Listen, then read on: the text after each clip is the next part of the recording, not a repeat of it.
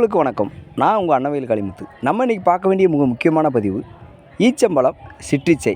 இந்த 2 வார்த்தைகளும் நீங்கள் கேட்டிருக்கீங்களா?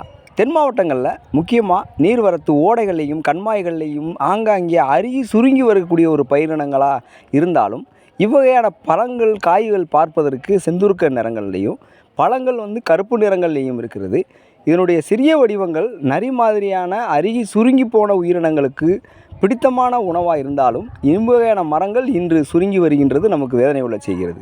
இதில் மிக முக்கியமாக கவனிக்க வேண்டிய ஒரு பயிர் பார்த்தோம்னா, இதனுடைய பெரிய வடிவமான பேரீச்சை ஒரு காலத்தில் தள்ளுவண்டியில் பழைய இரும்பு தலைக்கு பேரிச்சம்பழம்னு நம்முடைய வளங்களையும் சுரண்டி அந்நிய நாட்டுக்கு தாரை வார்த்து கொடுக்கின்ற அடிப்படையில் பல்வேறு பிராண்டுகளில் கடைகளில் இன்றைக்கும் விற்கக்கூடிய தன்மையை பார்க்குறோம்.